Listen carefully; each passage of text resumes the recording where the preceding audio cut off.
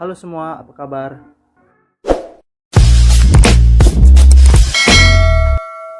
Perkenalkan, nama saya Gabriel Tolumepa, NIM 2002 1106 156 dari Prodi Informatika jurusan Teknik Elektro Universitas Samratulangi. Pada video kali ini saya akan membahas tentang pengenalan sistem informasi.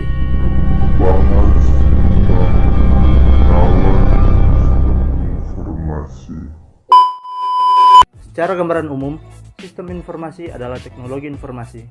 Banyak aktivitas manusia yang berhubungan dengan sistem informasi. Entah disadari atau tidak, sistem informasi telah banyak membantu manusia. Ada bermacam-macam sistem informasi, antara lain sistem reservasi pesawat terbang. Digunakan dalam biro perjalanan untuk melayani pembelian atau pemesanan tiket. Sistem berbasiskan kartu cerdas atau smart card. Digunakan juru medis untuk mengetahui riwayat penyakit pasien yang datang ke rumah sakit. Sistem layanan akademis berbasis web yang memungkinkan mahasiswa memperoleh data-data atau akademis atau bahkan dapat mendaftarkan mata kuliah yang diambil pada semester baru. E-government atau sistem informasi layanan pemerintah yang berbasis web. Yang dimaksud dengan sistem informasi tidak harus melibatkan komputer.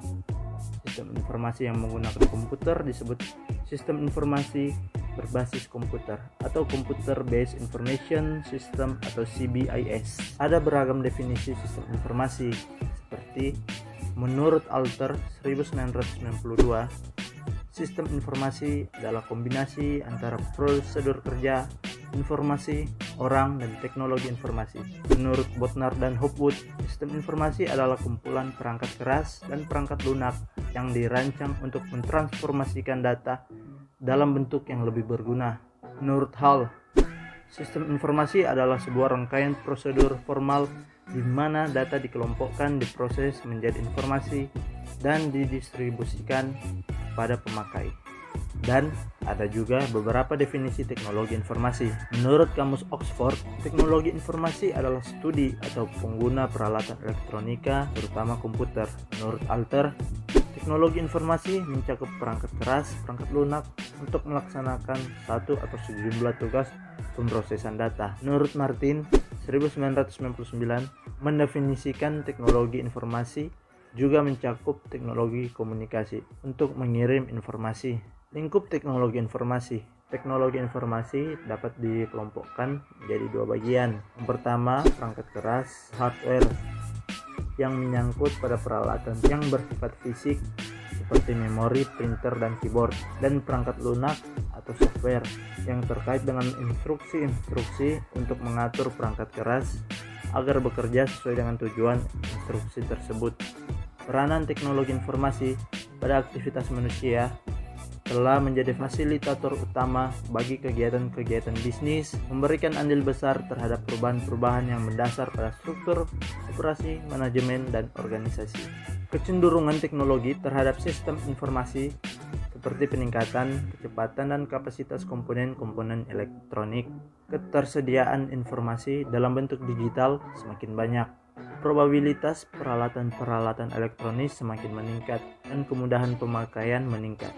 Konsep dasar informasi seperti data merupakan deskripsi tentang benda, kejadian, aktivitas, dan transaksi yang tidak mempunyai makna atau tidak berpengaruh secara langsung kepada pemakai. Informasi juga terdiri dari beberapa definisi, seperti menurut McFadden 1999, informasi sebagai data yang telah diproses sehingga meningkatkan pengetahuan yang menggunakan data tersebut. Menurut Davis 1999, informasi adalah data yang telah diolah menjadi sebuah bentuk yang berarti bagi penerimanya dan bermanfaat dalam pengambilan keputusan saat ini atau saat mendatang. Ada juga karakteristik data dan informasi seperti tipe data, akurasi dan presisi, usia dan rentang waktu, tingkat keringkasan dan kelengkapan, kemudian akses, sumber, relevansi dan nilai, kualitas informasi. Sistem adalah sekumpulan elemen yang saling terkait atau terpadu yang dimaksudkan untuk mencapai suatu tujuan.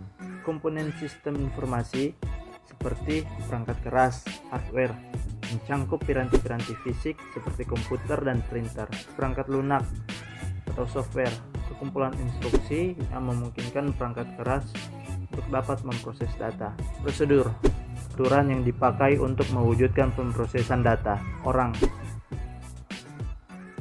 merupakan semua pihak yang bertanggung jawab dalam pengembangan sistem informasi, pemrosesan dan penggunaan keluaran sistem informasi. Basis data atau database, sekumpulan tabel, hubungan dan lain-lain yang berkaitan dengan penyimpanan data. Jaringan komputer dan komunikasi data, setiap penghubung yang memungkinkan sesumber dipakai secara bersama atau diakses oleh sejumlah pemakai.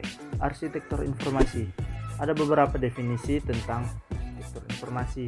Menurut Laudon 1998, arsitektur informasi adalah bentuk khusus yang menggunakan teknologi informasi dalam organisasi untuk mencapai tujuan-tujuan atau fungsi-fungsi yang telah dipilih. Menurut Schwartz 1998, arsitektur informasi adalah desain sistem komputer secara keseluruhan, termasuk sistem jaringan, untuk memenuhi kebutuhan-kebutuhan organisasi yang spesifik.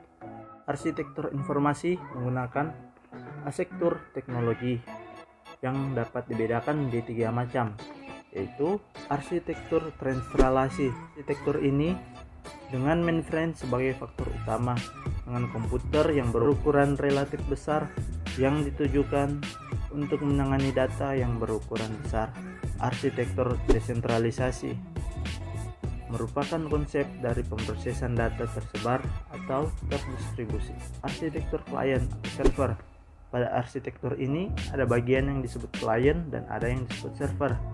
Server adalah sistem atau pemrosesan yang menyediakan data atau layanan yang diminta oleh klien.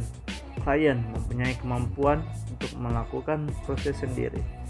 Ketika sebuah klien meminta suatu data ke server akan segera menanggapinya dengan memberikan data yang diminta ke klien bersangkutan. Oke, demikian materi yang saya berikan pada video kali ini. Semoga dapat bermanfaat dan sampai jumpa di video-video selanjutnya.